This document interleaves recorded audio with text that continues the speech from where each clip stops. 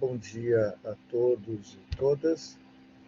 É um prazer que estamos participando aqui deste 5º ARLAC AIMS, na Universidade Internacional de Andalucia. Para nós é uma honra muito importante. E nós daremos agora início à mesa temática número 6, que diz respeito à crítica musical enquanto representação. Nós teremos 4 comunicações.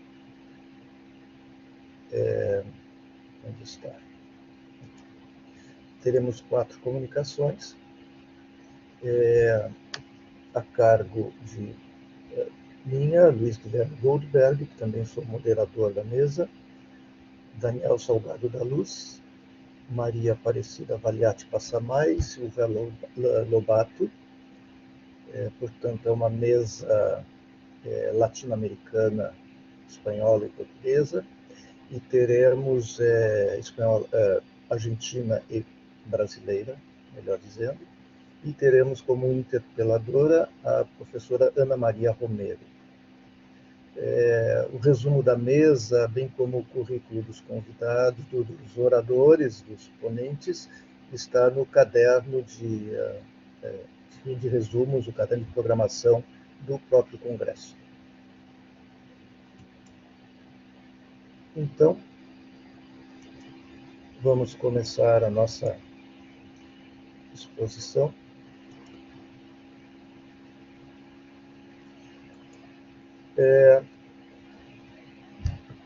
O texto que eu apresento aqui, ele é parte do referencial teórico de uma pesquisa que está em desenvolvimento, que diz respeito a um episódio lírico do final do século XIX, libreto de Coelho Neto e música de Alberto Nepomuceno, e que traz uma simbologia muito importante, principalmente nesses tempos de pandemia, onde uma série de atividades de abusos contra meninas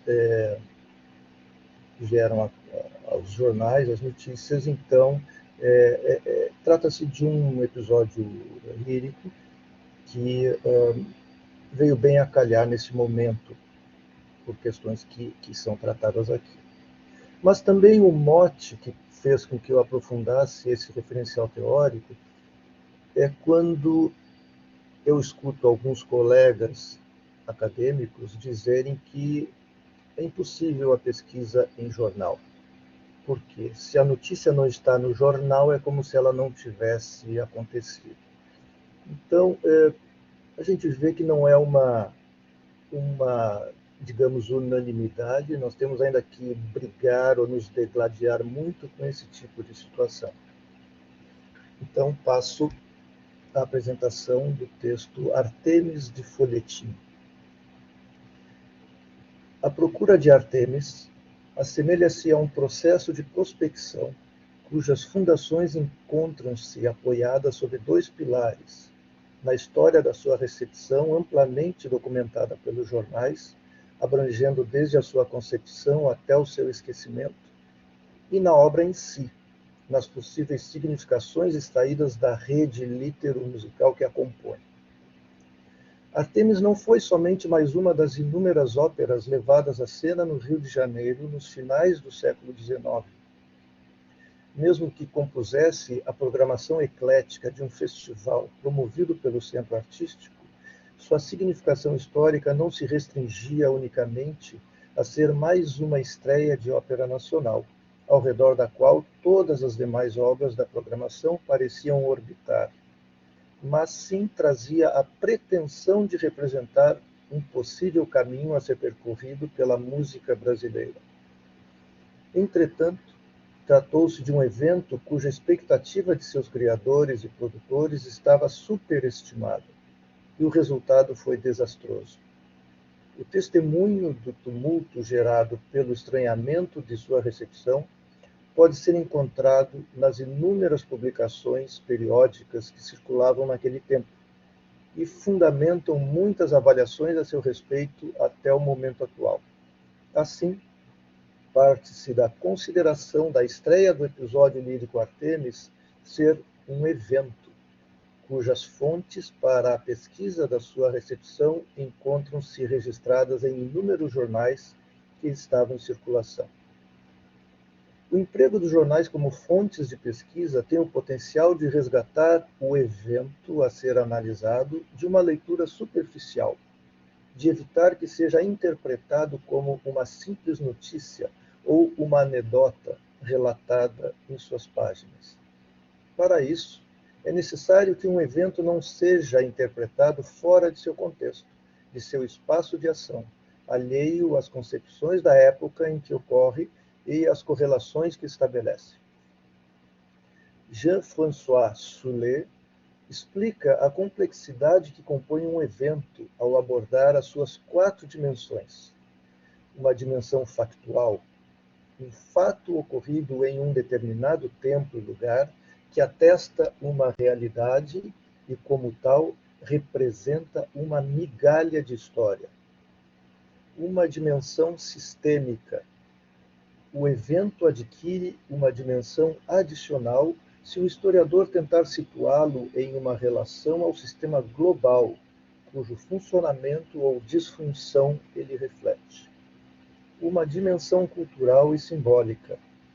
O acontecimento desencadeia, nos diversos meios a que diz respeito, toda uma série de reações e representações que são função tanto do inconsciente coletivo como das realidades sociais e culturais desse ambiente. Revela expectativas, medos, fantasias. Tendo por um momento quebrado a descontinuidade do tempo, o evento oferece a oportunidade única para uma espécie de introspecção coletiva. É um pouco como um quadro congelado de uma sociedade em movimento perpétuo. E, por fim, uma dimensão serial. Cada evento tem, em seus diferentes componentes, factual, sistêmico e simbólico, uma dimensão serial. Cabe ao historiador descobrir, por trás da descontinuidade dos acontecimentos, todas as lógicas que os unem. Assim, a interpretação de um relato de evento publicado em um periódico que leve em consideração a existência dessas dimensões terá à sua disposição não um quadro congelado, mas um fotograma, cujo conjunto refletirá os embates e as transformações que ocorrem no tempo e espaço em estudo. Em outros termos, nessas condições, o acontecimento perde sua singularidade e unicidade, adquire significado geral e revela problemas e comportamentos que muitas vezes são pouco discerníveis a longo prazo. Essa pluralidade de significações está associada à interpretação dos acontecimentos demonstrada na produção textual a seu respeito, cuja análise deve levar em consideração o que Roger Chartier chama de materialidade do texto e corporalidade do leitor. Isto significa que o suporte da informação está associado ao leitor ao qual a informação se destina, mediado pelos códigos e convenções empregadas nessa comunicação, sendo este conjunto uma representação simbólica carregada de historicidade. Em outros termos, tem-se à disposição como uma determinada realidade social é construída, pensada, dada a ler. Isto é, traz para o centro da discussão o estudo das representações que uma época faz de si, convergindo ao campo da história imediata. Segundo Lacouture, a história imediata não tende apenas a encurtar os prazos entre a vida das sociedades e a sua primeira tentativa de interpretação, mas também a dar a palavra aos que foram os atores dessa história. Ela não aspira apenas à rapidez dos reflexos, ela quer se elaborar a partir desses arquivos vivos que são os homens. Portanto, lida-se com os registros produzidos pelos protagonistas dos eventos que lançaram nos vários jornais que estavam em circulação as suas representações de mundo, as suas ideologias e concepções de vida. Não é mais o documento cartorial, mas uma abundância de testemunhos do cotidiano, registros de uma existência, de uma dinâmica complexa de jogos de poder. Uma vez que tal diversidade de registros representa grupos, tem-se à disposição um conjunto de representações que os individualizam simbolicamente e, por isso, isentos de neutralidade. Mais uma vez, recorrendo a Chartier, cito, as representações do mundo social, assim construídas, são sempre determinadas pelos interesses de grupo que as forjam. As percepções do social não são, de forma alguma, discursos neutros. As lutas de representações têm tanta importância como as lutas econômicas para compreender os mecanismos pelos quais um grupo impõe ou tenta impor a sua concepção do mundo social, os valores que são os seus e o seu domínio. Desta forma, a pluralidade de representações que uma sociedade apresenta é tanto mais complexa quanto as vozes da sua diversidade, estando aí representados tanto os choques resultantes das divergências quanto as associações necessárias ao estabelecimento de um status quo.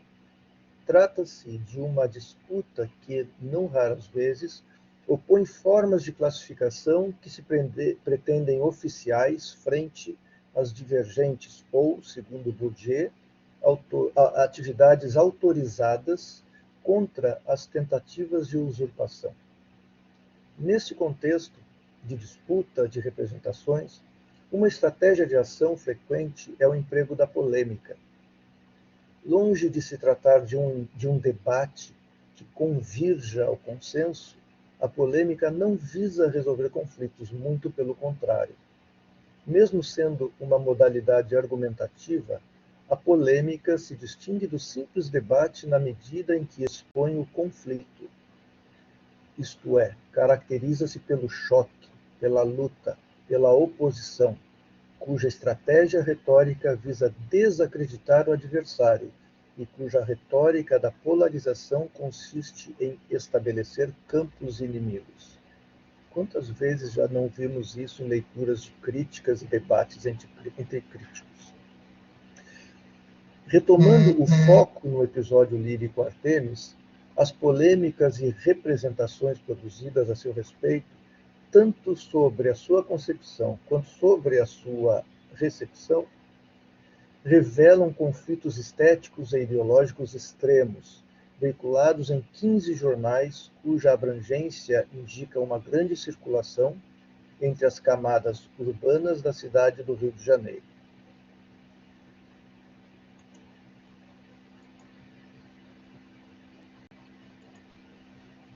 São eles, os jornais, a Estação, Amanhã, A Noite, A Notícia, Cidade do Rio, Correio da Manhã, Diário da Noite, Diário de Notícias, Gazeta da Tarde, Gazeta de Notícias, Jornal do Brasil, Jornal do Comércio, O Imparcial, O Mercúrio e O País.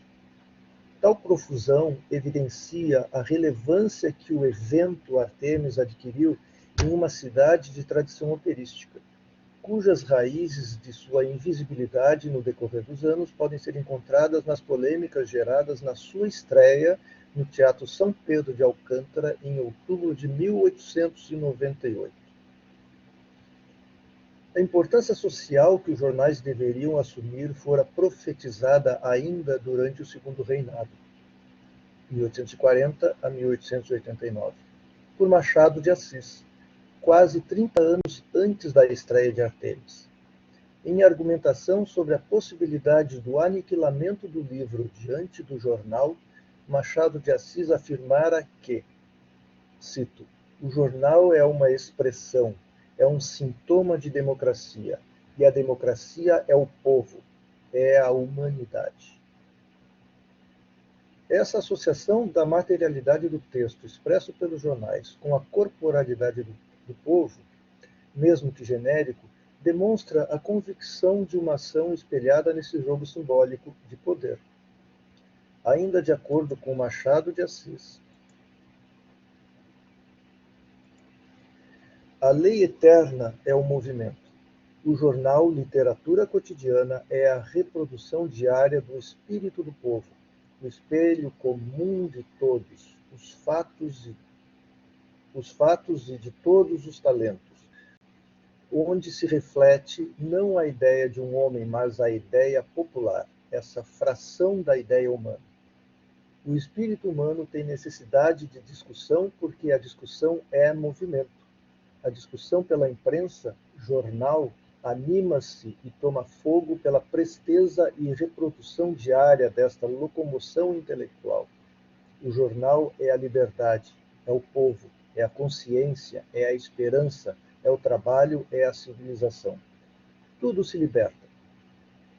Daí se pode presumir a vocação dos jornais que, com sua extrema capilaridade social, são empregados como porta-vozes dos variados grupos e correntes, veiculando suas discussões, debates ou mesmo polêmicas, tão comuns e acobertadas pelo anonimato, proibido somente pela Constituição de 1891, ou pelo emprego de pseudônimos. O grau de beligerância veiculada nas polêmicas jornalísticas pode ser mais bem entendido através da manifestação do também polemista Carlos de Laet. Segundo ele, o pelourinho, vós sabeis, consistia numa coluna erigida em sítio patente e nela à irrisão pública eram expostos os criminosos. Quando se abateu o último pelourinho, os povos bateram palmas, mas foi uma grande tolice, porque ao mesmo tempo se armava a imprensa. E a imprensa, senhores, é tal como entre nós se entende, é pior do que o pelourinho antigo, porque neste só se expunham os réus legalmente condenados, e a imprensa é o pelourinho sem sentença. Embora essa particularidade combativa já se manifestasse em 1821, na Guerra dos Jornalistas, na qual o debate de ideias mesclava-se a insultos, desqualificações mútuas e difamações, somente em 1827 aparecerá a primeira polêmica musical no Brasil. De um lado, o português José Joaquim de Carvalho, editor em chefe da Gazeta do Brasil, defensor da soprano francesa Elisa Barbieri. De outro, José Joaquim Vieira Souto, editor em chefe da Astrea, defensor da soprano italiana Maria Teresa Faciotti. Tal disputa entre os José Joaquim retratava respectivamente o choque entre progressistas aliados à inovação francesa e conservadores apegados à tradição rococó.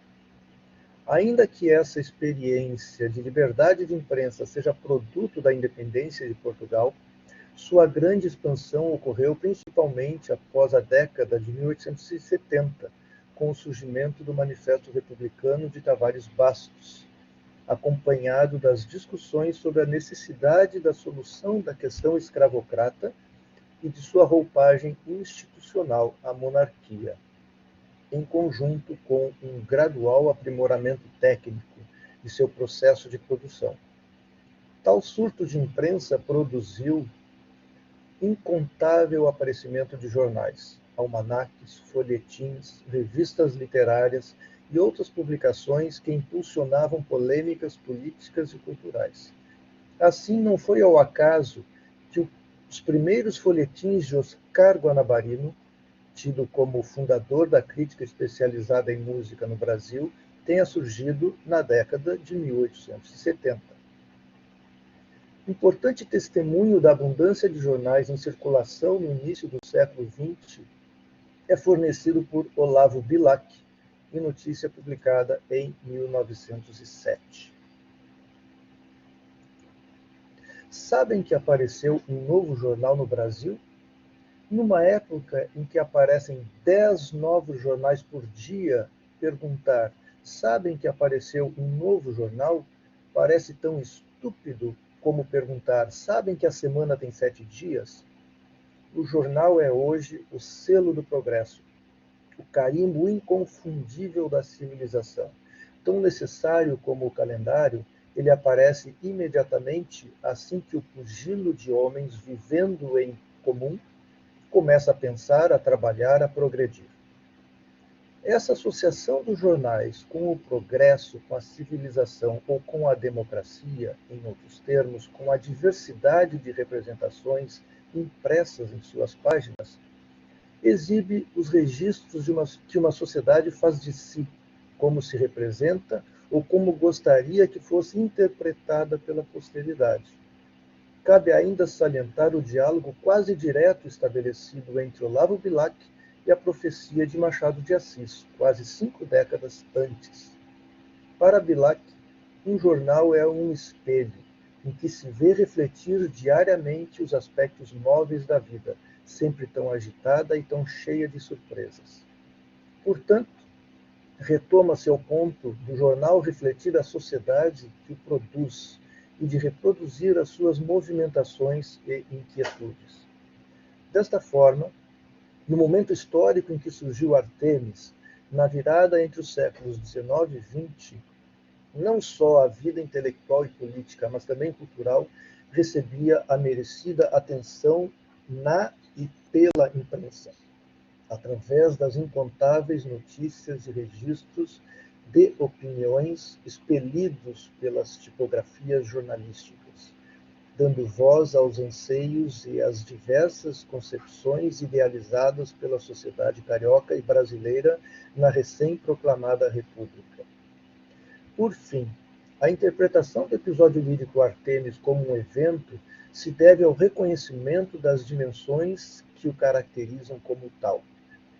Dimensão factual, como uma das migalhas da história da música brasileira ocorrida na cidade do Rio de Janeiro em 1898. Sistêmica, como uma relação disfuncional com a tradição operística nacional desse período. Cultural e simbólica, pelo atendimento ou não das expectativas de representação refletidas nos discursos veiculados pela obra, repleto de disputas e polêmicas. E serial, pela sua relação com outras óperas icônicas, em sua relação de descontinuidade com a tradição. Por fim, eu esqueci de mudar o diapositivo, mas enfim, cá está.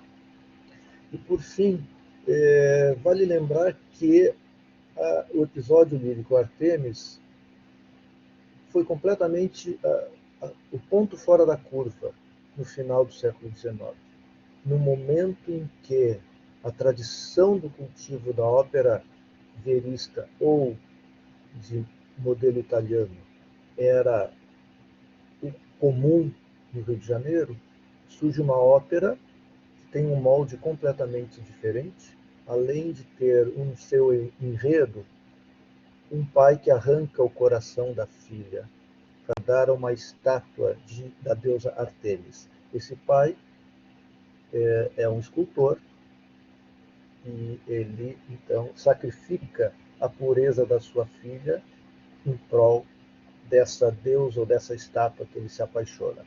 É um Pigmalião que encontra Artemis, ou seja, é um encontro entre dois mitos ou entre duas formas completamente incongruentes de existência. Pigmalião, o eterno apaixonado, Artemis, a deusa da pureza, a deusa que cuida das donzelas. O resultado não podia ser outro, extremamente foi um escândalo total, e ao mesmo tempo é uma ópera que tem uma dramaticidade tão grande, cenas tão chocantes, que antecipa, inclusive, a própria cena da decapitação de Salomé. Não estou com isso associando, estou dizendo simplesmente que Artemis deve ser interpretada como o primeiro ou um dos primeiros psicodramas líricos da história da música brasileira. Mas isso faz parte da continuidade do trabalho. Aqui, como eu falei no começo, é um recorte do referencial teórico. Muito obrigado.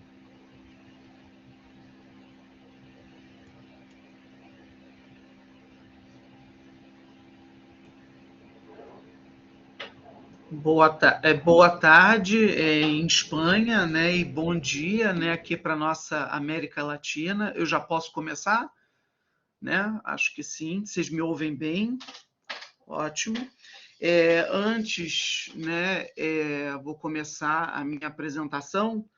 De qualquer forma, gostaria de fazer alguns agradecimentos, né? Agradecer as instituições e todas as pessoas que estão envolvidas, né, no evento, né, da Arlac.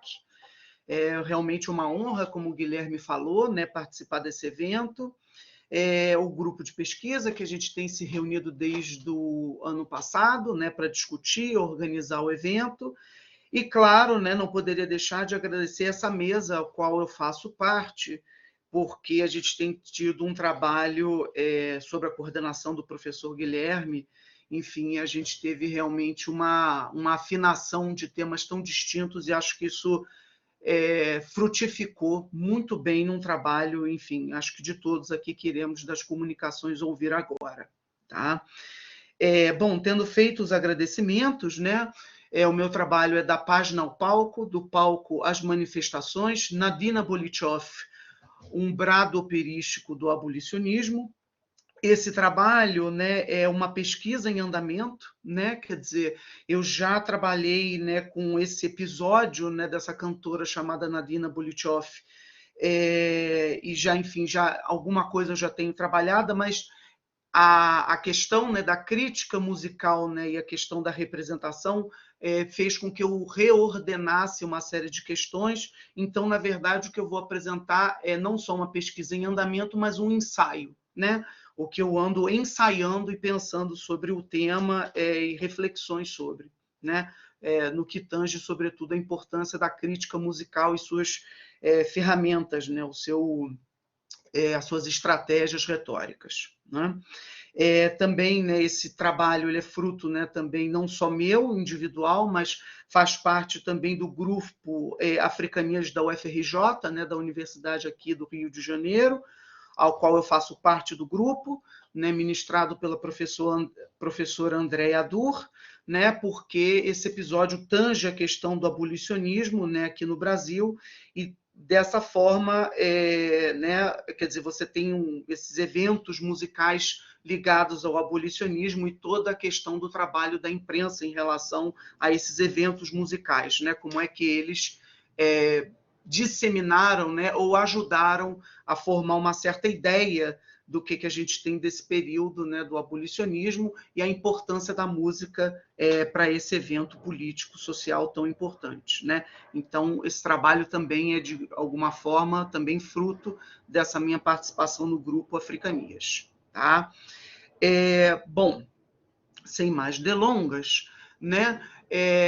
O meu trabalho, né, o estudo de caso, né, que acontece no dia 10 de agosto, né, da representação da ópera Aida, de Verdi, né, com uma companhia lírica, né, célebre, e que, inclusive, né, envolve inclusive o próprio maestro Arturo Toscanini, que é nessa temporada que ele faz a sua estreia como maestro.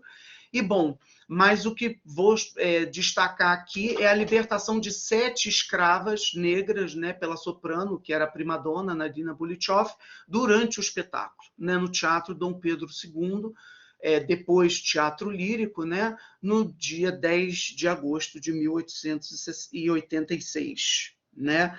E esse episódio da libertação gerou uma repercussão nos jornais abolicionistas, não só nos abolicionistas, né, mas você vai ter né, um burburinho, né, vai ter uma ênfase muito grande desses jornais abolicionistas, e, sobretudo, né, com um elogio muito grande do processo de civilização, né, desse evento ligado a um processo de civilização do nosso país. Né? Então, em suma, né, eu vou estudar aqui um pouco com vocês, investigar esse episódio, como ele é usado pelos jornais, e quais são as estratégias retóricas para criar essa narrativa, né, desse processo civilizatório, né, dessa coisa do espetáculo e da ação da cantora como colaborando para o processo de civilização brasileiro. Né? Sendo assim, eu vou também então recorrer então, né, à crítica musical no sentido de que ela vai ser usada como elemento importantíssimo para pensar para mobilizar, para sensibilizar, ou seja, a crítica musical, a crítica à performance, à cantora, vai ter tudo a ver com esse processo, essa estratégia retórica, como a gente vai ver. Bom, se a gente está falando de estratégias retóricas, sobretudo, eu acho que é interessante a gente deslocar, né, a nossa investigação, não pensar numa questão de opostos em verdade e ficção, como se fossem dois polos distintos, mas dois polos, na verdade, que convergem, que conversam, né? E aí, então, eu estou falando do discurso, né? Pensando a questão do discurso propriamente como princípio de realidade, né? E, na verdade, o referencial teórico que eu estou tomando aqui são basicamente dois filósofos, né? Enfim, que tem vários ensaios sobre o tema, né? Mas, sobretudo, a ordem do discurso do Foucault e o ensaio sobre interpretação, texto e leitor do Wolfgang Iser, né? Que pensam muito essa questão do discurso como princípio de realidade e essa união entre ficção e realidade, né? Que elas se confundem, né? Na maioria das vezes. Bom, para a gente tentar entender um pouco isso, né, a gente tem que também, então, investigar um pouco essa questão desse imaginário que essa obra traz, né, que além do episódio por si só, mas pensar esse imaginário que a ópera Aida traz. E a ópera Aida, ela realmente é uma ópera muito interessante porque ela surge, né, da conversa, né, entre Giuseppe Verdi, que já era nos anos de 1869 e 70 um compositor consagrado, Auguste Mariette Bey, que é um dos fundadores da egiptologia, né, e Camille Dulocq, que é um libretista e que é a pessoa que faz a costura entre essas duas figuras, né?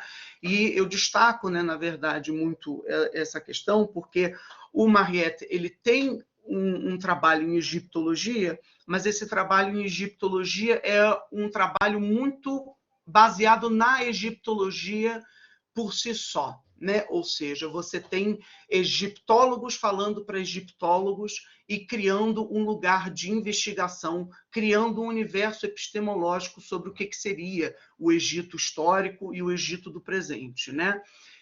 Ou seja, você cria então uma ideia, né, de que você tem um Egito antigo, magistral, né, uma civilização antiga que tem que ser resgatada, né, e tem que ser resgatada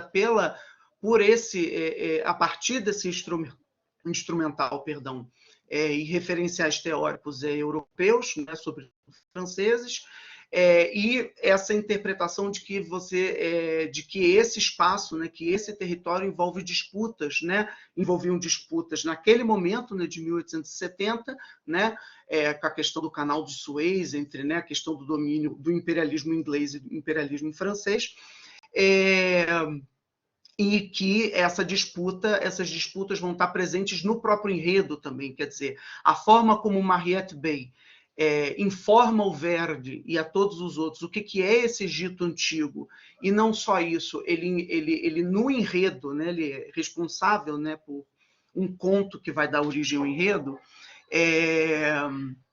ele que cria essa ideia, né, que você tem uma guerra entre egípcios e etíopes e que exatamente você tem uma guerra estratégica, né, uma região estratégica, né, de modo que ele está só transferindo, né, os interesses que eles, europeus, tinham por um tempo remoto, para um tempo antigo, né?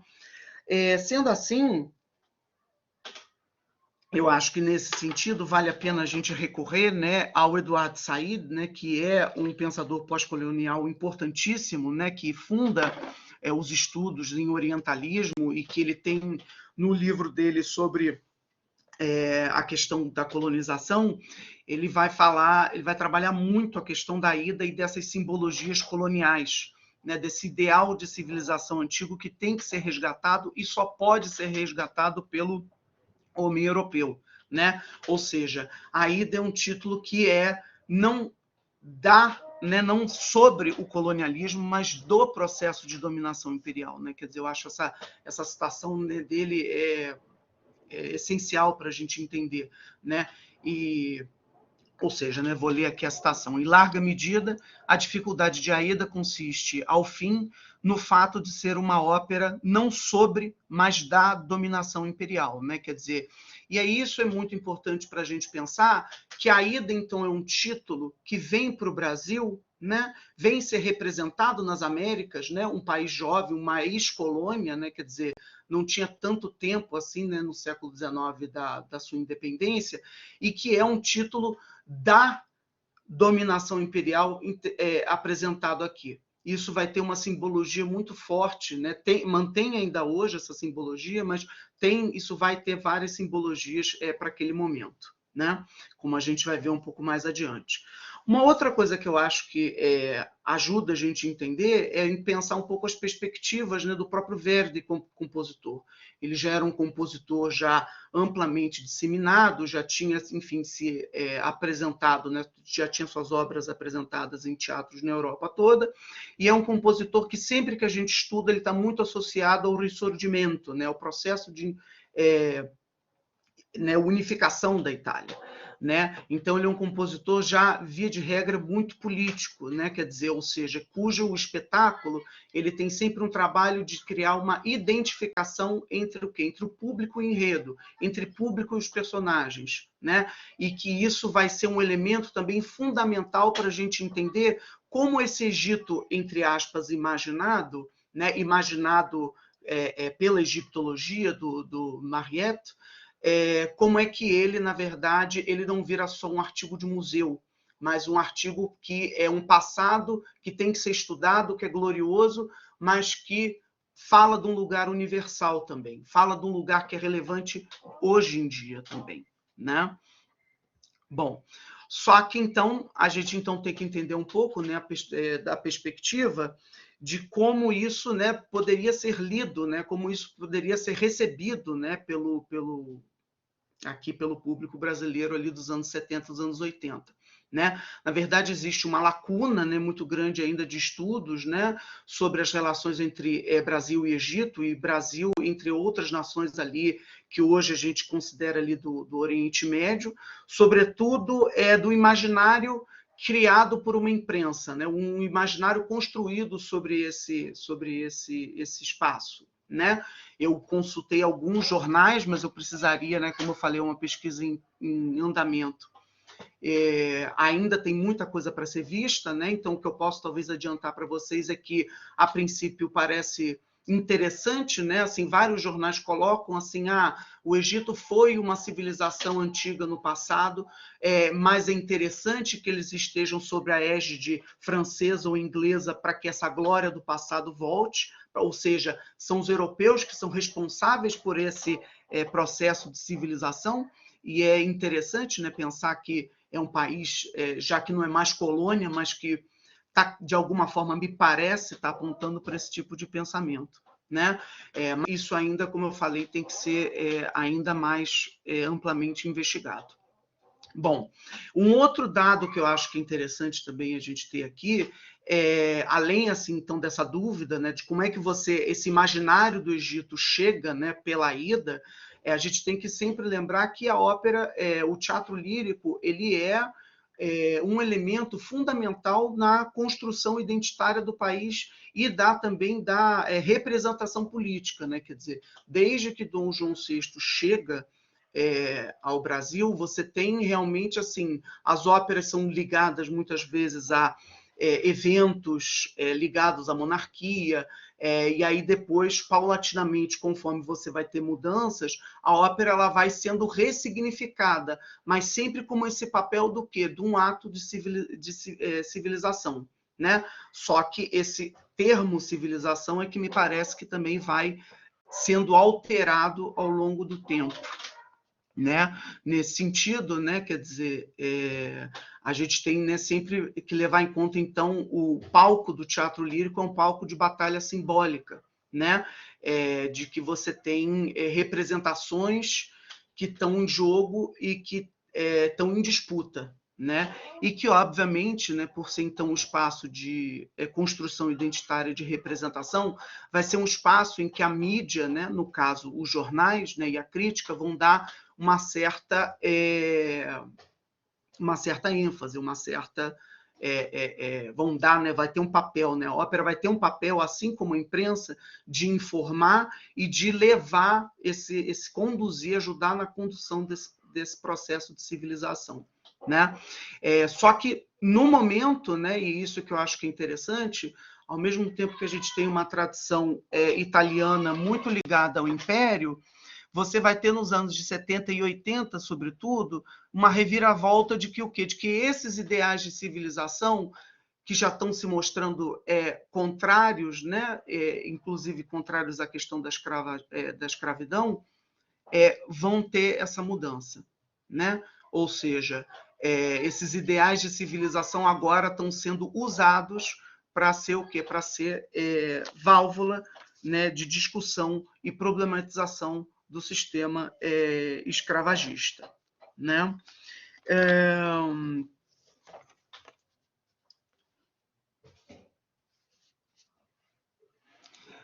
Bom, mas então a gente tem um problema, né? Porque, na verdade, quando a gente está falando do espaço do teatro lírico como espaço de representação e de disseminação de ideias de civilização e da imprensa, a gente tem que levar em conta, por exemplo, a questão, né, que você tem um público analfabeto muito grande, se a gente for pensar na questão da imprensa. Então, quer dizer, quem é esse público leitor, né?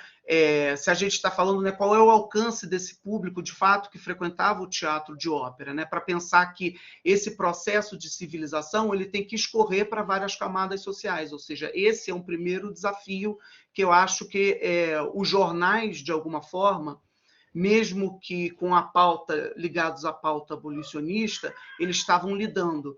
E mesmo que talvez, eles não tenham também tanta coesão em suas ideias, né? Mas a ideia, talvez, de civilização seja a ideia que os una, né?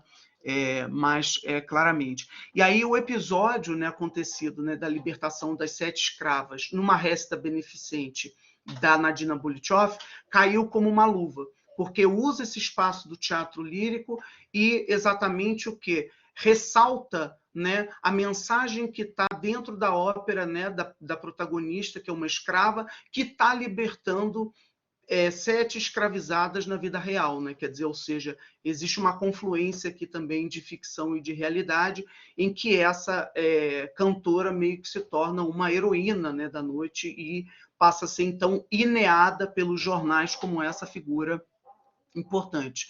E aí, então, esse processo, né, você vai configurando essa cena toda, você tem um processo de teatralização da política, ou seja, os jornais vão narrar esses eventos sempre de forma muito teatralizada, muito cênica, né, exatamente para ajudar o quê? Na construção do imaginário. Para além disso, né, você tem a questão de se você faz esse uso dessa teatralização da política, você consegue criar um tipo de texto que seja lido em voz alta e que aquilo seja um manifesto, né? Ou seja, a teatralização se torna uma das estratégias retóricas, né? E a crítica musical, né, especificamente ligada à performance dessa cantora, é que vai não só engajar o leitor e o ouvinte, mas vai fazer com que ele se aproxime, com que ele se identifique com a causa que está sendo falada, né? Com aquilo que está sendo passado, né?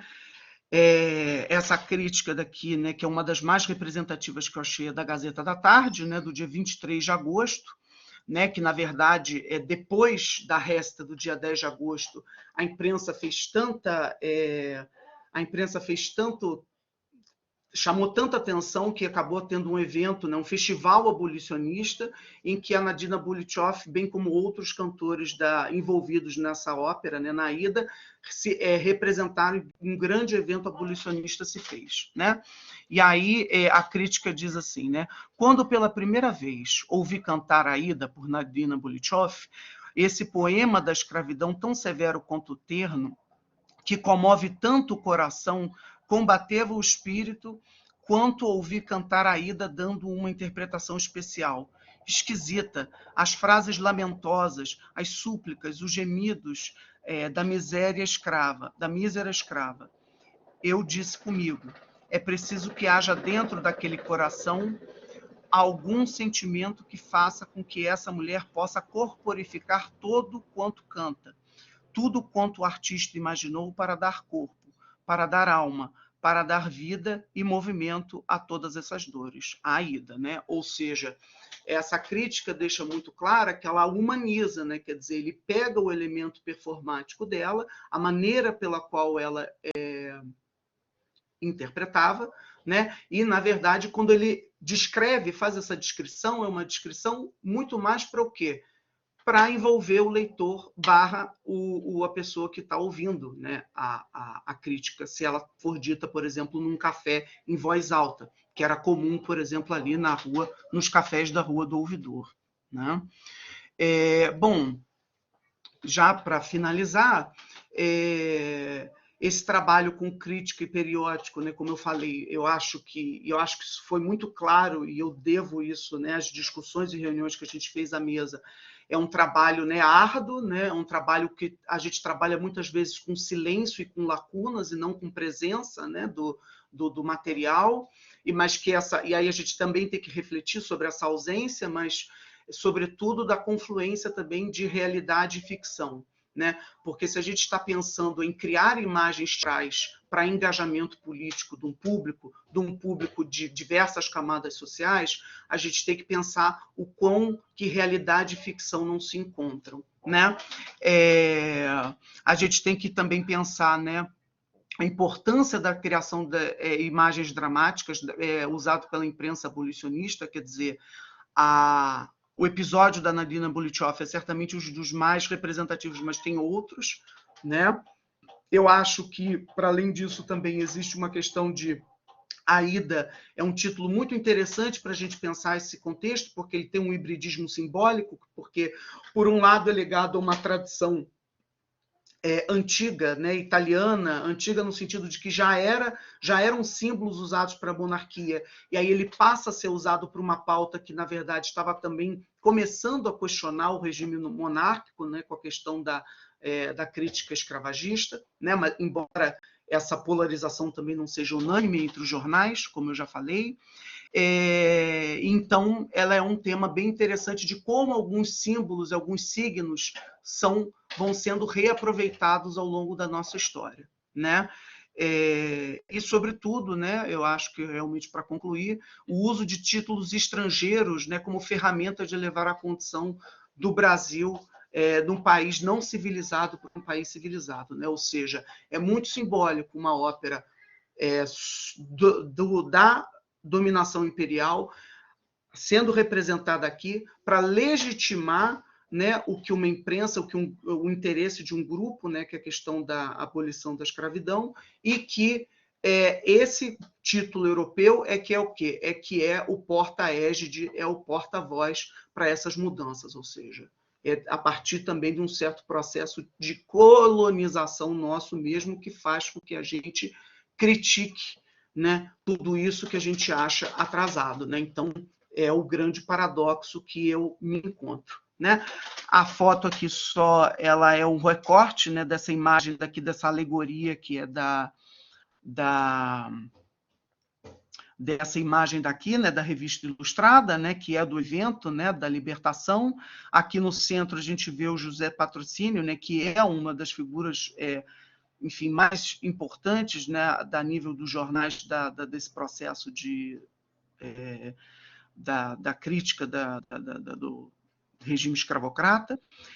A Nadina Bolitchoff aqui como essa, né, assim como pairando por todos, né, como essa grande heroína, e aqui no detalhe são as escravizadas e a Bolitchoff dando a carta de alforria. Né? E aí, só para finalizar mesmo, Jocelina, de 30 anos, Vicentina, de 26 anos, Balbina, de 16 anos, Bernardina, Raimunda e Solina, que foram as escravizadas que foram libertas. Tá? Né? Muito obrigado. Né? Passo a minha palavra para a próxima integrante da mesa. Obrigado.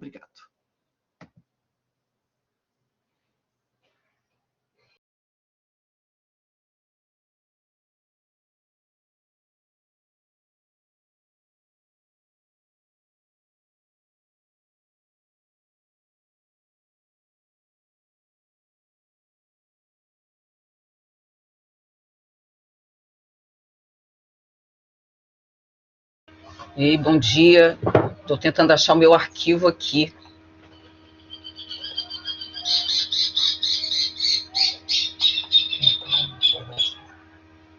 Tem o seu arquivo aqui, Daniel. Eu não estou achando o meu. Calma aí, eu vou compartilhar com você, Aparecida. Aí você vai ver e você consegue, acho que, mexer. Podemos fazer assim?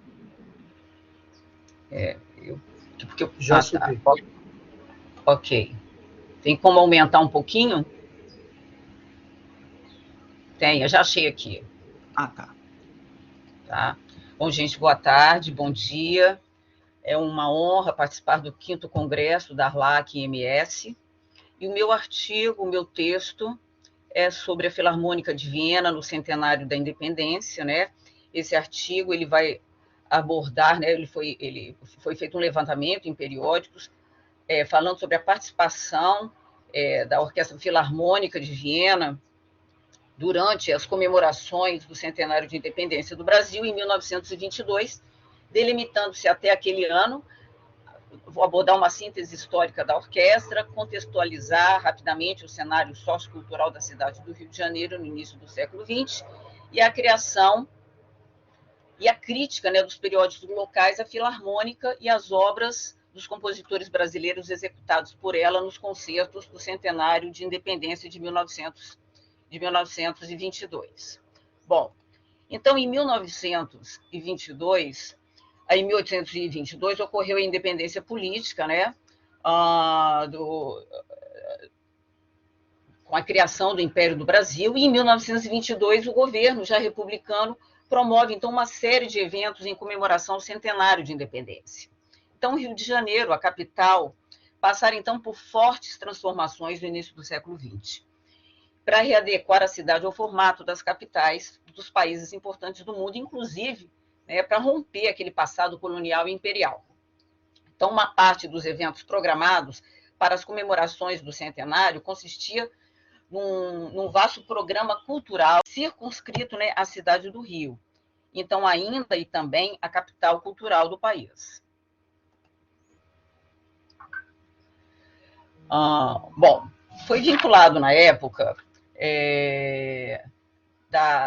antes da chegada da Filarmônica de Viena, várias matérias em periódicos sobre a Filarmônica, a história da Filarmônica, quem era o maestro que vinha reger. Então, como se fosse uma preparação para esse público da chegada dessa grande orquestra, né? E mais para frente nós vamos entender o porquê, né, dessa preparação para o público carioca, dessa tão importante orquestra e desse maestro. Bom, a orquestra e o histórico foi apresentado em alguns periódicos, o histórico dessa filarmônica, e eu vou tomar aqui em particular, tomei o jornal O País. Bom, essa orquestra ela vai surgir em 1838, né, com 4 concertos de assinatura que foram dirigidos pelo Franz Lachner. E aí depois ela tem uma grande parada, né, e em 1842 ela retorna com Otto Nicolai. A Orquestra Filarmônica de Viena ela vai passar por grandes regentes, como Brahms, como Strauss, Mahler, Wagner, né? O próprio filho de Wagner vai reger essa orquestra. E aí, em 1908, a orquestra, os próprios músicos da Orquestra Filarmônica resolvem, então, escolher um regente, né, que era o Felix Weingarten, né? Ele é escolhido, e a partir dessa escolha, essa orquestra ela passa a ter menos problemas internos, né? Ela passa a ter uma convivência melhor. O Weingarten consegue fazer com que essa orquestra ela se reintegre melhor. Ele cria, inclusive, concertos. Os ensaios gerais viram concertos com preços populares. Isso faz com que essa orquestra tenha esse público que não podia pagar, tenha um acesso grandioso a essa orquestra na Europa. Bom, e aí a Orquestra Filarmônica de Viena, ela se estabelece, então, com esse maestro, Felix Weingarten, mas antes essa orquestra ela já viajava, né, primeiro dentro do Império Austro-Húngaro, lá foi a cidade de Salzburgo, a Budapeste, e depois ela sai pela Europa, indo primeiramente à exposição, dar um concerto na exposição de Paris, depois ela vai a Londres, em 1918 ela vai participar da Semana de Munique, e depois a Suíça e também a Berlim. Bom, em 1922, a Filarmônica de Viena, né, de acordo com o jornal, ela vem pela primeira vez à América do Sul, e aí aparece, né, uma matéria no periódico O País, anunciando que este ano, em 1922, a Filarmônica vem pela primeira vez à América do Sul, dando uma série de concertos, primeiramente no Rio de Janeiro e depois em Buenos Aires. Ela chegará domingo, próximo no Tommaso de Savoia, estando marcada a sua estreia para terça-feira próxima. Bom, o que acontecia, então, na cidade do Rio de Janeiro, né, por essa época, né? Bom, no início do século XX, o Rio de Janeiro, ele continuou, né, como a capital da República, e ele foi invadido por uma espécie de espírito de modernidade, né? E aí ele vai se reconfigurar tanto fisicamente quanto culturalmente para deixar, né, como eu já havia dito lá atrás, aquela aparência imperial, né?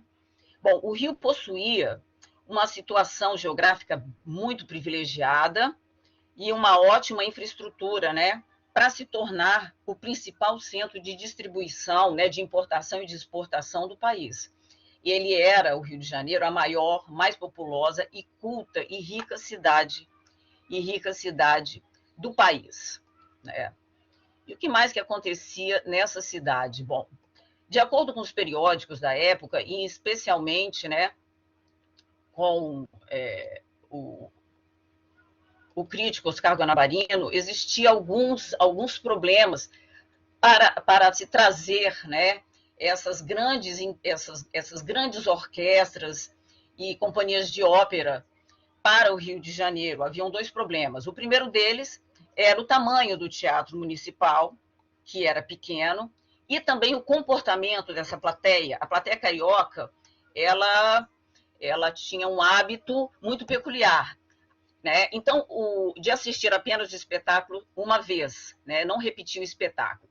Então, um grande produtor da época cultural, Walter Mock, ele resolve, então, montar essa sessão para a comemoração do centenário, com a vinda da Filarmônica, em 2 sessões, para que ele não tivesse nenhum prejuízo, né?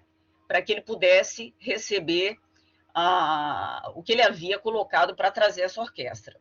Mas, infelizmente, de acordo com os periódicos da época, isso não vem a contento, porque, infelizmente, para o público carioca, o teatro era um hábito social e não um hábito cultural, como já ocorria na Europa e em Buenos Aires. Então, a vinda da Filarmônica foi um sucesso por um lado, mas para o produtor cultural Walter Mock trouxe prejuízos. Bom, com a chegada da orquestra e de Weingartner, né, os jornais noticiaram, né, essa chegada, e foi feita então uma entrevista com esse maestro de como tinha sido a viagem dos músicos, da sua viagem. Eles foram recebidos por uma comitiva, e nos periódicos, né, levantados, essa entrevista foi feita pelo Jornal do País, por um cronista do Jornal País, e aí ele se refere, ele diz que os músicos estavam muito felizes, estavam todos bem, e muito felizes de participar dessa sensacional turnê pela América do Sul, né? Ele diz que era a primeira vez que a orquestra vinha à América do Sul, e aí o cronista pergunta que haviam boatos de que essa orquestra não viria inteira. Ele diz, não, a minha orquestra está inteira, com 15 figuras. Na mesma matéria desse periódico, O País, o cronista ainda comenta das adaptações feitas no palco do Teatro Municipal para a apresentação da Orquestra Filarmônica. E uma coisa muito interessante também é que ele também comenta sobre quem era esse maestro, né? Como era a regência, como era o desempenho desse maestro. Então, ele diz aqui, na crítica, que a interpretação, além de magistral, de engenhosa, de uma agudeza sutil, de penetração. Quer dizer, ele vai colocando coisas assim maravilhosas a respeito da regência do maestro Weingartner. Também eu acho que para que esse público conhecesse quem era esse maestro, da importância desse maestro frente a essa orquestra.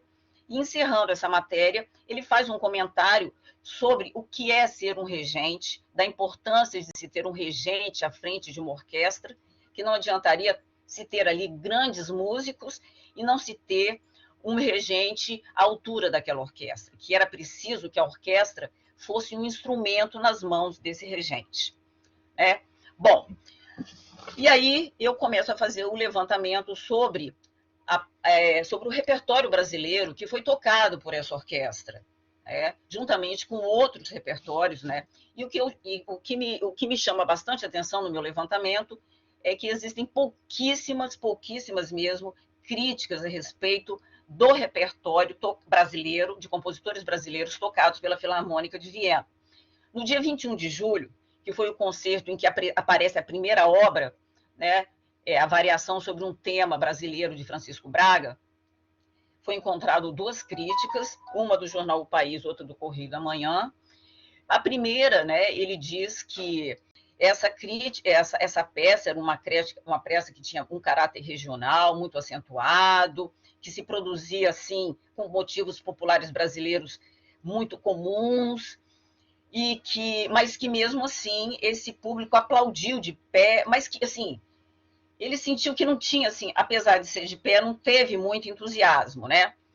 E que aí uma coisa que me chama bastante atenção nessa crítica é que ele diz assim, lá no final, que essa música, que para ouvidos estranhos, ela será pouco apreensível, pouco interessante e não nos parece que logre sair com êxito do Brasil. Aqui, porém, não se poderá deixar de sentir o encanto que realmente tem. Então, ele chega à conclusão que essa peça não faria tanto sucesso fora do Brasil, devido a essa roupagem tão regional, tão característica aqui da nossa terra. No Correio da Manhã, eles apenas fazem um comentário dizendo que a peça foi tocada lentamente, que deve ter tido assim um caráter assim que Weingartner entendeu que seria mais lenta. Essa foi um rápido comentário, um breve comentário. Já no dia 24 de julho, acontece a protofonia O Guarani. Eu vou explicar essa data aqui, 26, que está escrito no... No dia 24 de julho, a protofonia é apresentada com outras peças, e acontece um problema, né? O Weingartner, ele rege a protofonia do Guarani muito lenta, o público praticamente não aplaude, fica surpreso com aquela apresentação, porque o público carioca estava acostumado com a regência de Carlos Gomes. Bom, naquela noite, de acordo com a crítica dos periódicos, chega aos ouvidos de Weingartner que o andamento não era aquele, ele observa, ele entrega em mãos de Weingartner uma outra partitura, onde, em vez de estar escrito andante, estava escrito allegro. E aí, no dia 26 de julho, o maestro, ele resolve repetir, incluir de novo a protofonia do Guarani, agora sim, com o andamento correto. Essa crítica, ela sai no dia 27 de julho, contando toda essa história, e pelas minhas buscas nos periódicos, essa foi a composição mais comentada, né? Ela foi mais comentada do que as outras. Bom, no dia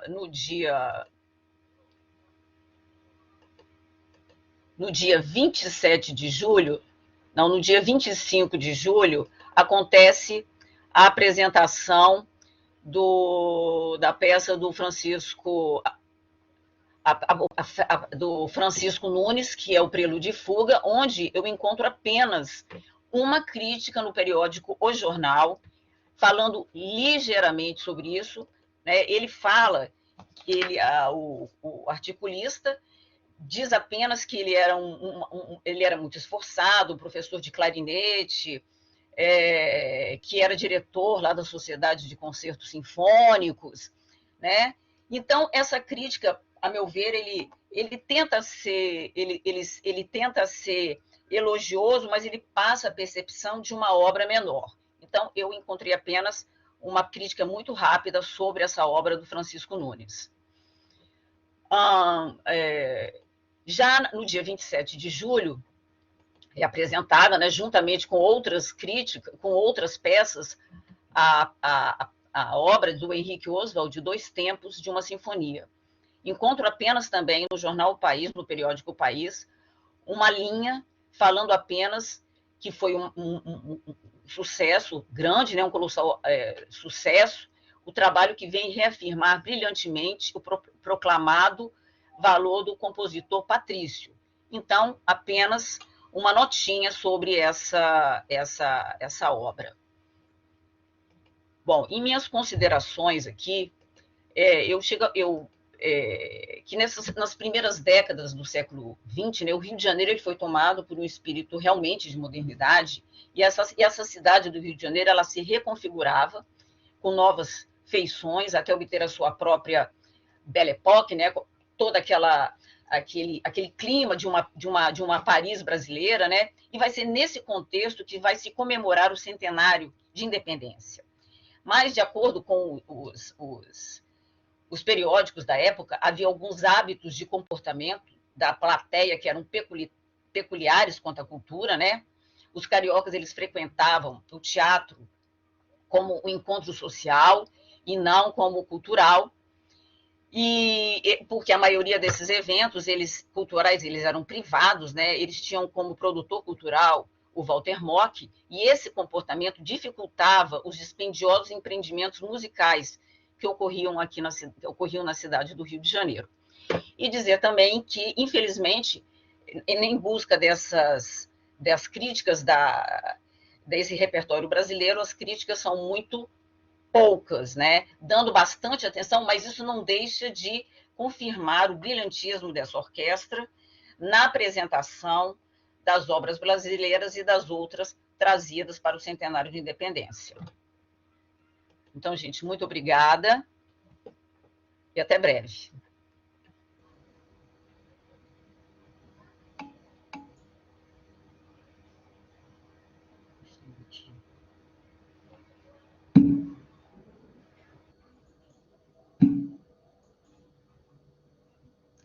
Bueno, buenos días a todas.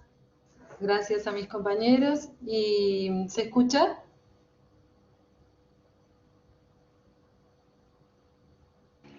Sí. Sí, se escucha perfectamente. Bien, entonces voy a empezar a compartir y estoy compartiendo aquí.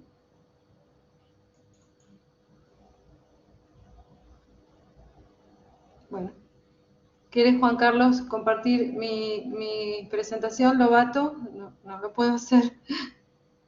Sí. Y luego yo saludo. Y luego yo lo dirijo.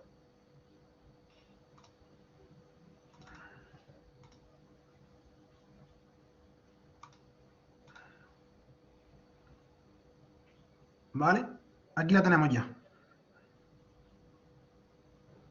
Ahí está. Muchas gracias. Nada. Bueno, entonces buenos días y gracias, Juan Carlos. Buenos días a todos y a todas aquí. Agradezco a la organización de ARLAC su enorme trabajo para este congreso, al grupo Música y Periódicos en el que participo y que presenta aquí varias mesas temáticas, y por supuesto a Guillermo, que ha convocado y ha gestionado la posibilidad de estar en este espacio hoy, y a mis compañeros y compañeras de mesa con los que hicimos un trabajo previo y un hermoso proceso. A Ana María, que también nos va a interpelar. Y finalmente con quienes tengo discusiones o trabajos cotidianos, a mis compañeras de MIGLA, Músicas y Género, Grupo de Estudios Latinoamericano, y al equipo TEMAC de la Universidad Nacional de Quilmes. Así que, habiendo hecho los agradecimientos, entonces ya comienzo diciéndoles que cada visita a alguna hemeroteca durante años, la de la Biblioteca Nacional de la República Argentina, más recientemente la central de la Universidad Nacional de La Plata, donde vivo, entre otras hemerotecas enormes y pequeñas de todo tipo, nos reafirma que nuestro interés se dirige a la lectura de periódicos y revistas de publicación diaria, semanal, quincenal o mensual destinadas al público general o a algunos lectores y lectoras en particular. Fundamentalmente las revistas de música y las revistas femeninas y para el hogar en mayor medida. Nuestro disfrute está en recorrer sus páginas desde las noticias de política nacional e internacional, el costo de la vida, los deportes, las crónicas policiales, hasta avisos publicitarios y sociales, bodas, aniversarios y obituarios. Siempre en cada visita encontramos lo que fuimos a buscar, notas sobre música. La crítica musical en Buenos Aires se inscribe en la tradición de la crítica cultural existente desde varias décadas anteriores a las que aquí abordo. Alejandro Ujuanian, en 1999, describió las características de la labor periodística en los medios gráficos argentinos de las primeras décadas del siglo XX como un arco que va desde el autodidactismo hasta el periodismo especializado. Agrega que las publicaciones que en sus inicios fueron dedicadas a públicos amplios acotaron sus temas de interés en la búsqueda de sectores específicos de lectores y lectoras.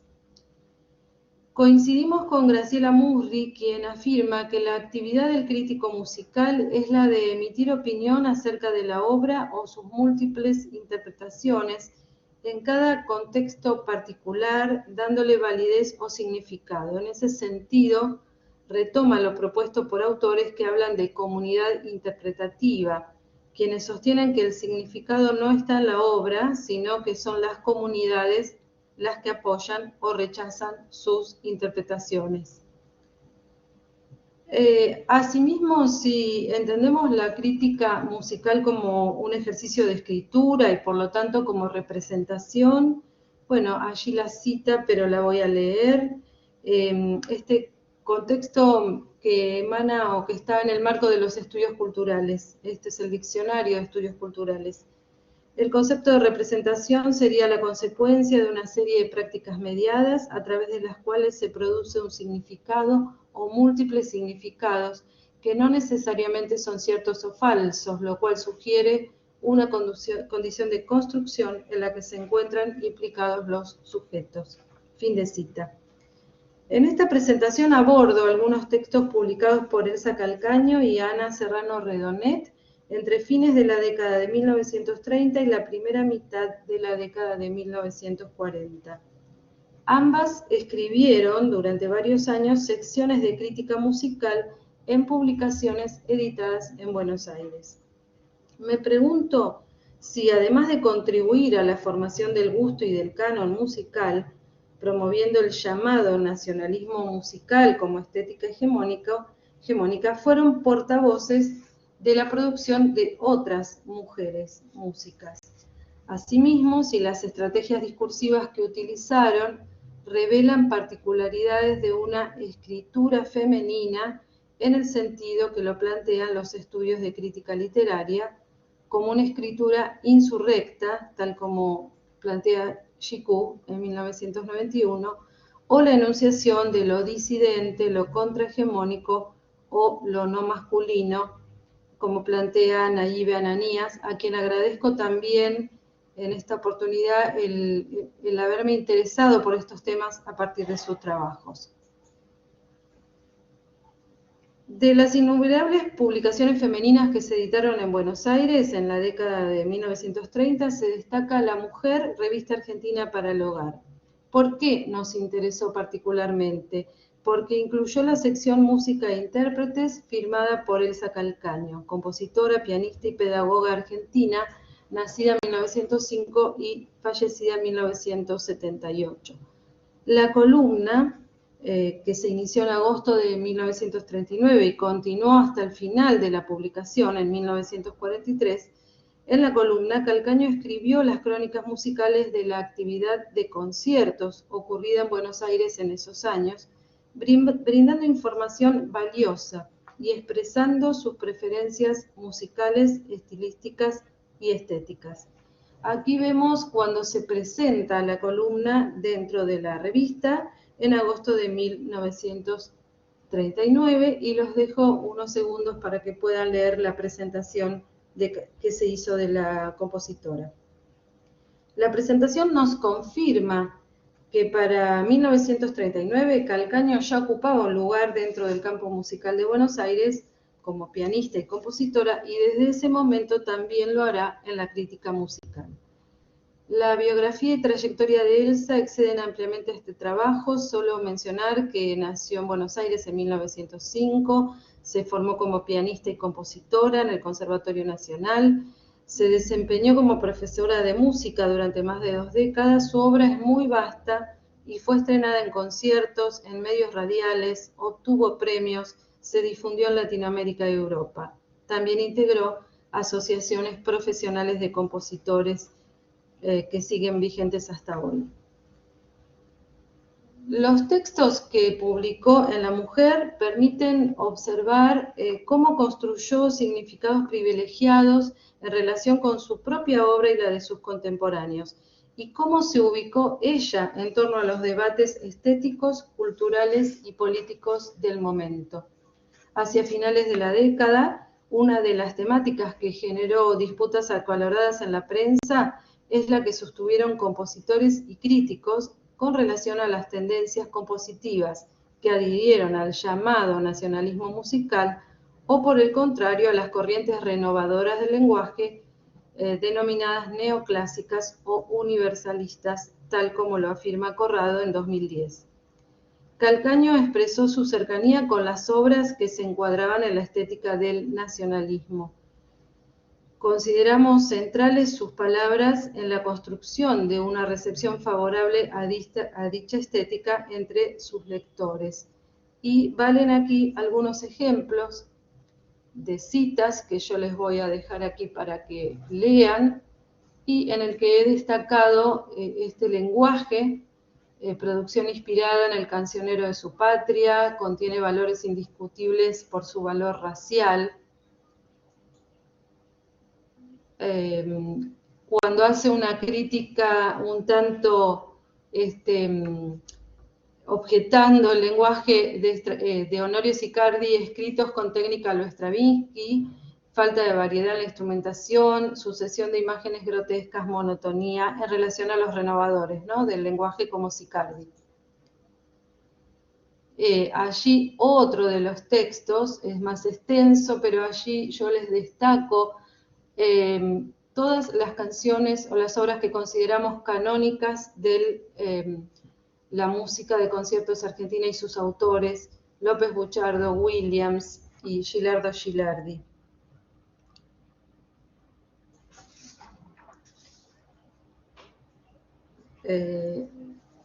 Perdón, vamos aquí. Estoy aquí. Muy bien. Calcaño reseñó el concierto inaugural de la Orquesta Folclórica Municipal, dedicada a difundir el repertorio nativo, es la placa que les había mostrado, y allí también asoció el repertorio nacionalista con atributos de identidad. En todos estos textos, entonces, abogó por la incorporación del cancionero criollo en obras que denominó estilizaciones. Los compositores referidos integraban la Sociedad Nacional de Música, ejercían docencia en el Conservatorio Nacional e integraban instituciones de prestigio como el propio Teatro Colón. Conformaban una red de convalidaciones mutuas entre actores e instituciones del campo musical. No quedan dudas sobre la adscripción de Elsa a esta estética nacionalista. Si reconocemos que durante la década del 30 se consolidaron estrategias de ampliación de estas ideas que sustentaba el nacionalismo, tanto político como cultural, hacia las clases medias, se comprende la función que Música e Intérpretes cumplió en una revista destinada a la familia. Ahora sí, vamos a relevar otro aspecto en las palabras, en los textos de Elsa, la asociación de estereotipos de lo femenino y lo masculino con relación a los géneros musicales, a las tradiciones interpretativas, a los roles y a las propias intérpretes. la crítica feminista nos alertó acerca de estas asociaciones entre el discurso sobre la música y las vinculaciones con el género entendido como una categoría de análisis histórico, tal como lo ha planteado Joan Scott en 1993. En su columna presentó a muchas mujeres músicas, destacó sus virtudes técnicas e interpretativas, los repertorios, las tradiciones en las que se formaron, aunque también aparecen estas asociaciones, digamos, en relación al género que estamos viendo aquí.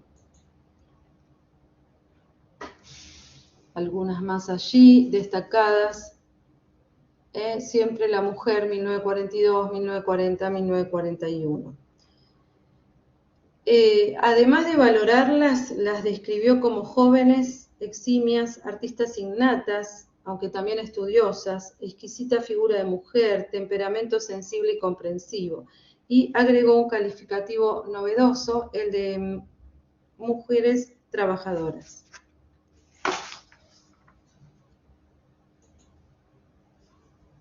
Un breve párrafo al primer Salón Femenino de la Creación Musical Argentina, que aparece en La Mujer en septiembre de 1942 en la propia columna. Elsa Calcaño fue la organizadora de este concierto junto a la Asociación Argentina de Música de Cámara. En el primer párrafo de esta crónica se expresó, cito, que se rindió un digno y justiciero homenaje a la mujer y en el que se interpretaron obras, casi todas nacionales, de 15 destacadas compositoras argentinas. Este concierto no teníamos conocimiento hasta la fecha, hasta que aparece en esta crítica o en esta propia sección Elsa Calcaño. Participaron intérpretes destacadas, se difundió en el país, en el exterior, por Radio del Estado, y las reseñas escritas por críticos varones, entre ellos Gastón Talamón, un crítico de peso en la prensa periódica de Buenos Aires, nos permitió ubicar, reconstruir el programa completo del concierto y a quienes estuvieron allí participando. Entonces, aquí las 15 compositoras que participaron de este primer Salón Femenino de la Creación Musical, un concierto íntegramente conformado por obras de mujeres. Si la pregunta que nos hicimos fue si además de promover la estética hegemónica, el nacionalismo musical, Elsa mostró la producción de otras mujeres músicas, podemos afirmar que a lo largo de 4 años de su columna presentó innumerables intérpretes, compositoras, gestoras musicales y organizó este primer salón. Dejamos a Elsa Calcaño ahora y vamos a revisar aquí un poco la tarea de Ana Serrano Redonet. En nuestra búsqueda de crónicas sobre música escritas por mujeres, tuvimos noticias de que la compositora, nacida en 1910 y fallecida en 1993, había desarrollado, cito, una prolífica labor periodística como crítica musical en los diarios argentinos de La Plata y en Cabildo, periódico de la derecha nacional católica, cuyo relevo asume Tribuna, en el cual también escribe. Esto lo afirma Corrado en un artículo de 2013. Sobre la afiliación de ambos periódicos y la red de intelectuales que allí escribieron, hay suficientes estudios críticos, solo decir que fueron publicaciones relacionadas con los grupos del nacionalismo católico que actuaron durante las décadas de 1930 y 1940. Entonces, nos interesa indagar cuáles son las tensiones entre estos textos que promueven el nacionalismo musical y la particularidad de una escritura femenina como un discurso disidente o contrahegemónico. En este mismo sentido, ¿qué lugar otorgó Ana a la producción de otras mujeres músicas?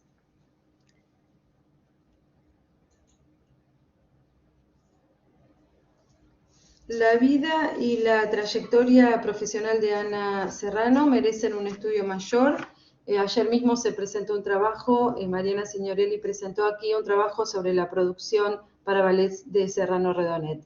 Mencionamos que fue compositora, directora de orquesta y completó estudios de análisis musical y orquestación. Se desempeñó muy fuertemente en la escena pública a partir de 1943, estrenó composiciones, dirigió la Orquesta Argentina de Cámara de Radio del Estado y también fue funcionaria cultural en el marco del Plan Quinquenal del Gobierno entre 1947 y 1951. Nos concentramos ahora en la lectura de sus crónicas para saber o para indagar cómo escribe Ana. Desde su descanso veraniego en las sierras de Córdoba, Ana reseña un concierto de la Orquesta Sinfónica Provincial y dice: Córdoba no demuestra prima facie lo que su alma atesora. El espíritu de sus hijos permanece en lo más recóndito de su ser, igual que los helechos de multiforme verde escondidos en las riberas del Suquía, crecido y altanero de espuma sonora, como nunca pude sorprenderlo antes. Fin de cita. Bueno, el párrafo está colmado de imágenes visuales, sonoras, adjetivaciones, como introducción a la reseña del concierto, que luego va a reseñar con lenguaje técnico y analítico muy, muy preciso. Entonces allí la otra nota que ustedes ven allí, también con las mismas características poéticas, digamos, en su prosa.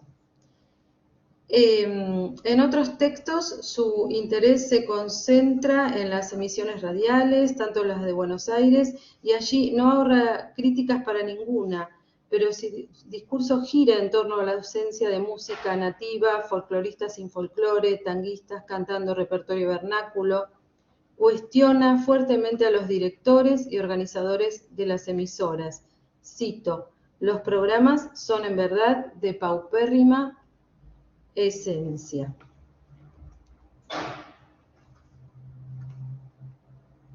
En otros párrafos sigue el reclamo por la inclusión de arte nativo, habla de depuración, expresa que es necesario que intervengan los investigadores y no puede faltar la mención a Carlos Vega, a quien reclama que participe en estas emisiones, considerado el padre de la musicología en la Argentina. Cito: por eso el espíritu de quien ama estos cantares se atribula, porque sabe que en la emoción de su acento está el alma de la nación misma, y que la radiodifusión no tiene en cuenta semejante concepto. Y si no hace arte ni hace patria, ¿para qué existe? La militancia por el folclore, los géneros auténticos, la recuperación de músicas del pasado en pos de una música nacional son explícitas y en íntima asociación con ideas de raza, identidad, pureza y erudición. Absolutamente también alineadas con el pensamiento del nacionalismo cultural y político que sustenta el periódico en el que Ana escribe, Cabildo.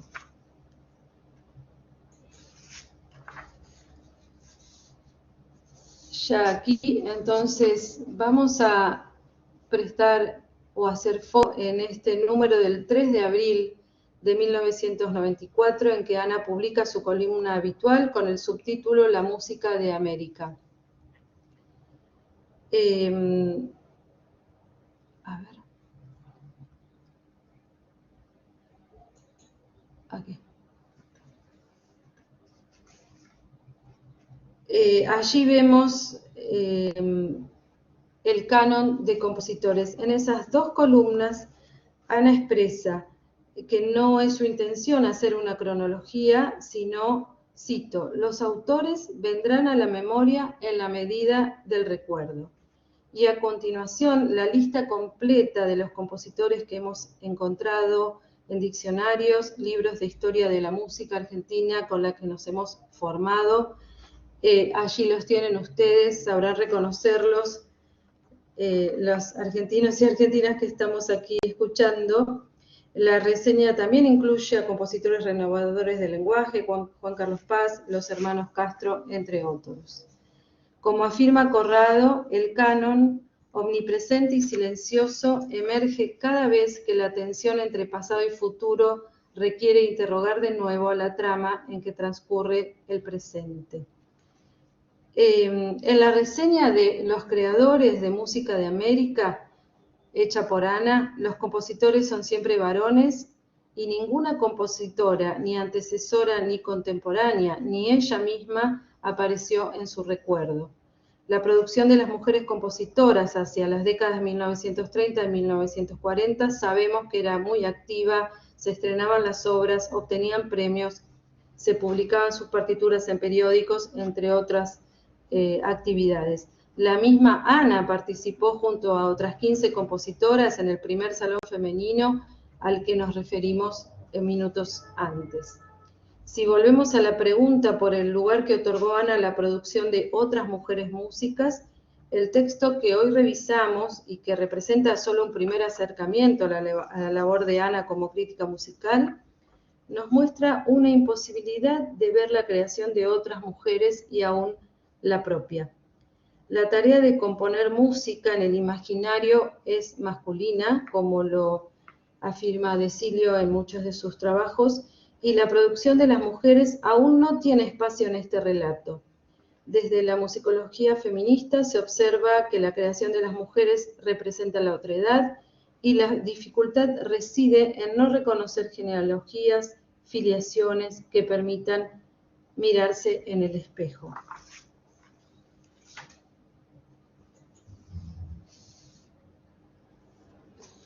Ya para finalizar, Hélène Chicou, en La risa de la medusa, 1991, afirma que un texto femenino no puede no ser más que subversivo.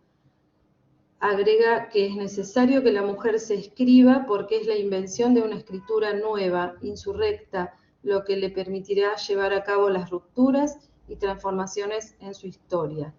En otro párrafo expresa, cito, la historia literaria, bien podemos nosotros decir la historiografía musical, ha sido homogénea a la tradición falocéntrica, hasta el extremo de ser el falocentrismo que se contempla a sí mismo y que se regocija repitiéndose. Fin de cita.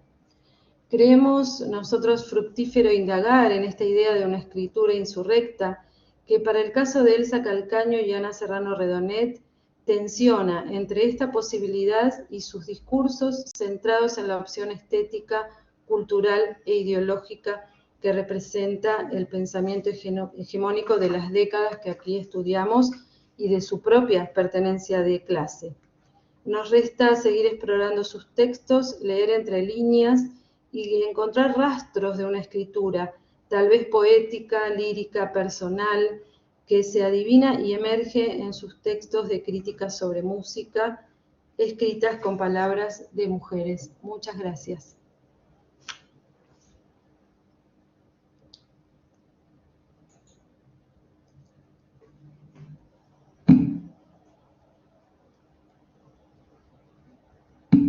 Daniel, ¿me quitas el archivo?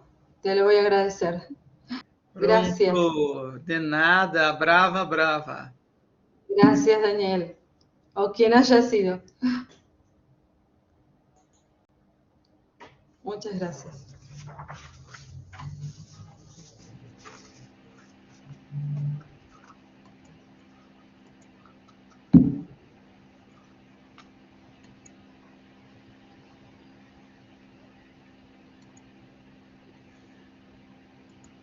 ¿Cómo seguimos? Bom, eu agradeço a participação dos colegas aqui e não esquecendo de mandar um abraço para a Ana Cristina, que infelizmente não pôde estar conosco, mas que no futuro com certeza estará conosco em alguma outra atividade. E eu passo a palavra para a nossa querida Ana Maria Romero, nossa interpeladora, por favor. Muchas gracias, Guilherme. ¿Me escuchan bien? Perfeito. Bien. Bueno, felicito a los organizadores, por supuesto, de este congreso maravilloso y acá a los expositores de esta mesa por sus tan interesantes trabajos.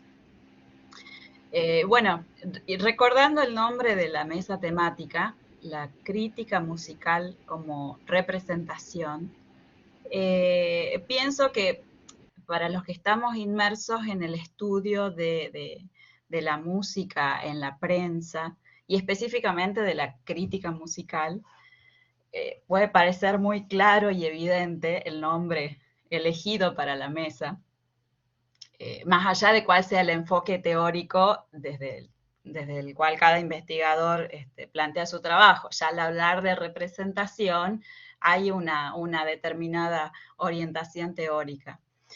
Pero bueno, después de escuchar las excelentes ponencias de los colegas, creo que a cualquier persona aún ajena al tema, se le aparece ya como claro y evidente por qué hablamos de la crítica musical como representación. Entonces, representación de realidades sociales y culturales, representación de imaginarios colectivos, representación de ideologías, representación de visiones del mundo. De hecho, Silvia señala a la representación como una consecuencia de prácticas. Por ende, no se trata de algo estático, sino un concepto construido desde la acción.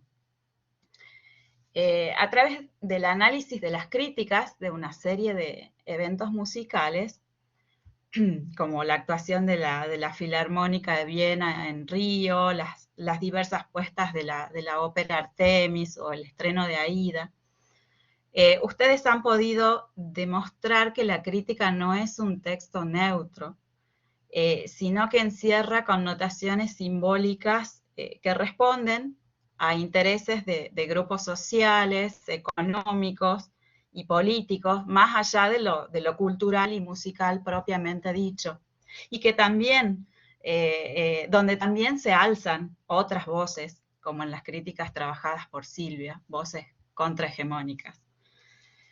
Bueno, son muchos los puntos que se pueden reflexionar a partir de estos estudios, pero sí voy a destacar algunos.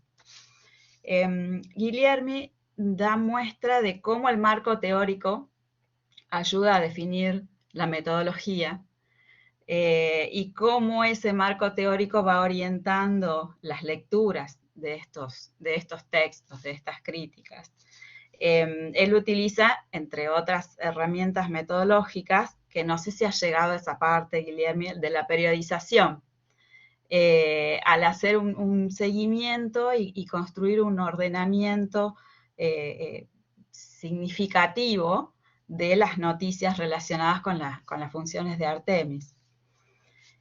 María Aparecida contextualiza el contenido de las críticas en el momento histórico en que se producen, que es el centenario de la independencia de Brasil, y específicamente en la situación privilegiada de la que en ese momento era la capital, que es Río de Janeiro.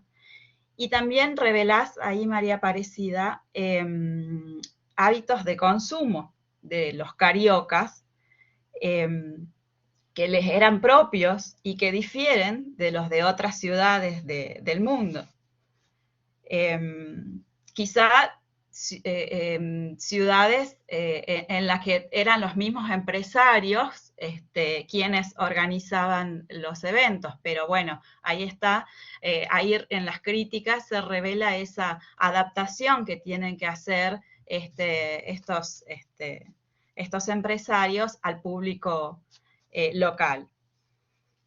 Daniel rescata la cobertura que hizo la prensa del estreno de Aida en Río de Janeiro y la analiza no solo en su relación con los intereses políticos y sociales inmediatos, sino, sobre todo con las posturas respecto a la esclavitud, sino que va más allá y llega al concepto mismo de civilización, un concepto teñido por una visión europea, más específicamente francesa, como también ocurre acá en Argentina, que se cuela en los periódicos no solo como un ideal a ser implantado a un futuro inmediato y como un proyecto a largo plazo, sino también como un marco de construcción o de una reconstrucción interesada de la historia, llámese orientalismo o colonialismo.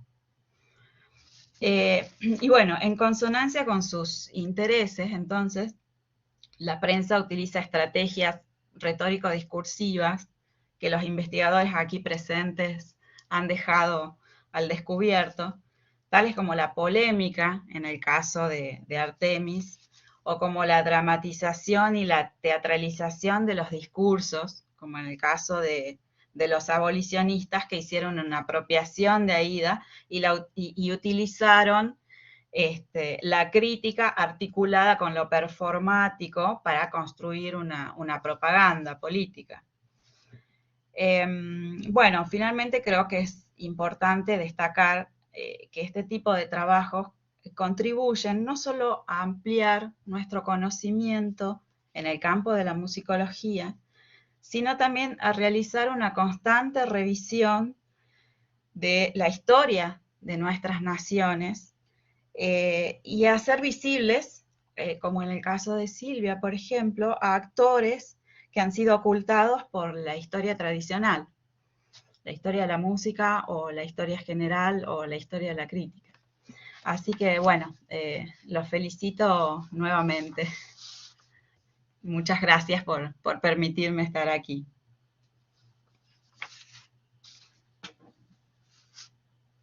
Ah, perdón, me faltó una partecita donde señalo los recursos retóricos, también la escritura femenina como un discurso disidente y contrahegemónico a los discursos hegemónicos masculinos, con un universo simbólico particular si se lo analiza desde la perspectiva de género. Nada más.